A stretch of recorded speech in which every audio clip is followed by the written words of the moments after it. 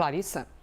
Muito bom dia, professor. Obrigada pela participação aqui no Live CNN. Eu gostaria ainda de aprofundar um pouco essa questão do juridiquês, olhando para a estratégia das defesas.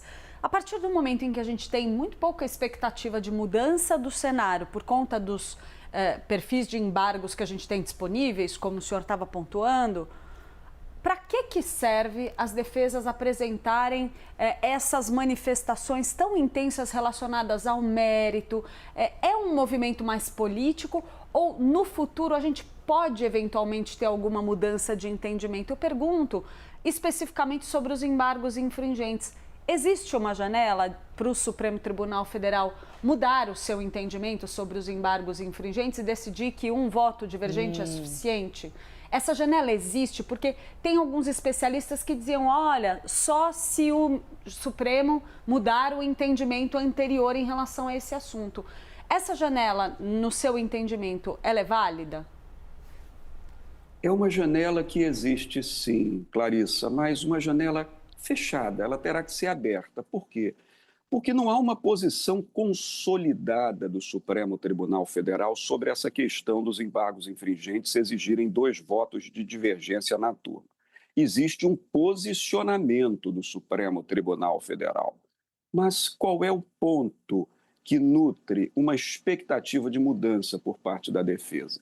É que, na verdade, o regimento interno, ele não trata, estou me referindo ao regimento interno do Supremo Tribunal Federal, por óbvio, ele não trata do que é a divergência qualificada nas turmas, só no plenário. O que diz o regimento? Que no plenário, que se constitui de 11 ministros, para serem oponíveis os embargos infringentes do julgado, dos 11 ministros, é necessário que 4 tenham votado, no mínimo, pela absolvição. 4 ou 5, porque se 6, o réu terá sido absolvido. Mas se ele tiver tido 4 votos divergentes pela absolvição, condenado por 7-4 ou por 6-5, ele pode apresentar embargos infringentes. O regimento silencia em relação à proporcionalidade nas turmas. Diz o Supremo, se o plenário tem praticamente o dobro do número de ministros das turmas, então, se no plenário são 4 votos exigidos, na turma são 2. Mas a lei processual penal não fala disso, fala em divergência. Então, a defesa alega, e eu compreendo o esforço da defesa, os advogados de defesa têm o papel profissional de empreender todo o seu esforço na defesa daqueles que eles representam. A defesa diz, como não há margem matemática prevista no regimento, um voto divergente basta para justificar a oposição dos embargos infringentes. Sabemos que a chance disso ser modificado como entendimento no Supremo Tribunal Federal é pequena, mas a defesa quer provocar essa reflexão exatamente para que, no futuro, tudo tenha sido questionado. E, por fim, Clarissa, quando você indaga sobre os embargos de declaração, faz sentido que a defesa diga de novo nos embargos de declaração que ela já disse nas suas manifestações defensivas durante toda a fase de julgamento?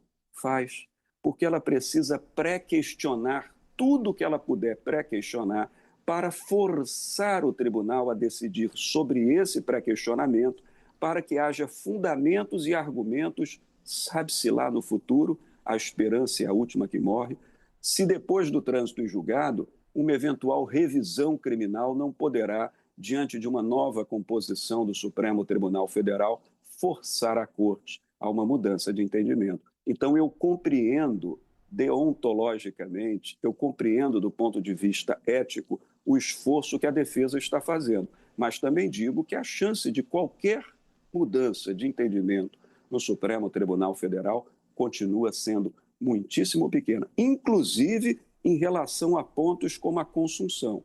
A defesa insiste que o crime de abolição violenta do Estado Democrático de Direito do artigo 359-L foi absolvido pelo crime de golpe de Estado.